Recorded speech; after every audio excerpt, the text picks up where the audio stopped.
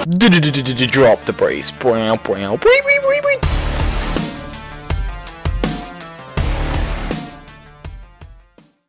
What's up, guys? It's Ryan here. I just want to do a quick kind of like a tips to Nomad after the evolution of combat. So I did the double Nomad fight in the Dominion Tower just because I couldn't get him on climber mode. I'm actually going for all of the Dominion gloves. But anyway, before the evolution of combat, what people would do was they would just wear Gano, since defense doesn't really matter. It's still he doesn't have like a specific combat style, it's just damage in general.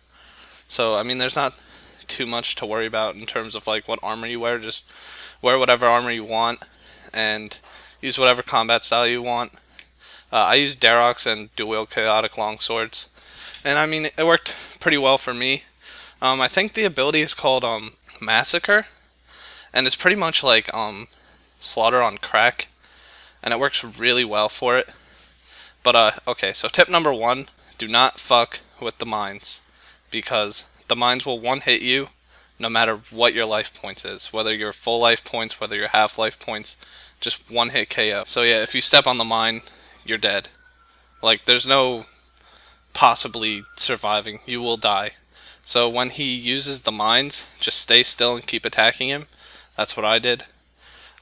Second tip, so you pretty much just want to use whatever, I guess it's like the 95 prayers and soul split the entire time. So the third tip is when he uses the attack where he stuns you and then charges an attack, I'm pretty sure before the evolution of combat it was you would just have to sit there, eat to full health, and then let him hit you. But actually you can use freedom now, and I think you'll see in the video, I tried hiding behind the pillars because I wasn't sure if, you know, I could hide from it. So I remember there was one attack you were supposed to hide from before the evolution of combat, and I wasn't really sure. I haven't fought Nomad in like a year. But you can, what I did is I just used freedom, and then I kept attacking him. There's really no avoiding it.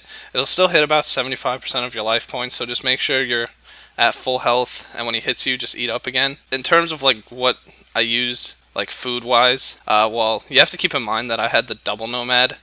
I wasn't really sure, like even the single Nomad, what I would be expecting. So I brought a yak full of rocktails, and actually, kind of embarrassing, but I summoned my yak last night, and I just used it again, and it died in the middle of the fight. So like, you know, halfway through the second Nomad, all of my food went on the floor, and I got like scared because I wasn't even sure when I killed the first Nomad, because I didn't know that he like heals when he's low health. With any boss fight, you want to use anticipation as much as you can.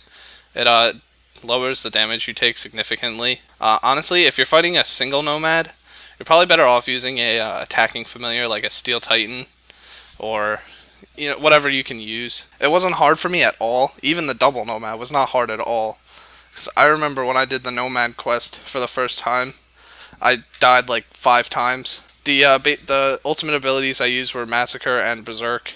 Berserk works really well because it doubles all of the damage you give, but it also doubles all the damage that you receive. So don't use it. I would use it like right after he does the attack that does 75% damage, so that way you get as much damage as you can from it while also not putting yourself in danger of dying. As far as like the mechanics go, it's all the same. It's really easy. I don't think they're going to update it with the update that's coming out Monday, which is making the evolution of combat harder. You know what, honestly I think that update's really needed, because I duoed Sarah with my friend for about 2 hours, and we didn't use one piece of food. I would soul split in the fight. Like sometimes I'd honestly like forget to soul split, and even then I would end the fight with about 5,000 life points out of like 9,600. And then I would use Rejuvenate, I think it's called. The ultimate that restores 40% of your life points. This boss is pretty easy. I think it's actually like easier than it was before. Stuns are good because it's immune to stuns, which means that all of your stun attacks, like kick, which is like my favorite type of stun attack to use, it'll do 188% weapon damage. So yeah, that's about it. Overall easy fight. I wouldn't worry about it too much. And if you guys have any questions, let me know, because I can help you with it. And expect a video tomorrow. I think Bob's going to be doing his Slayer guide finally. And see you guys tomorrow.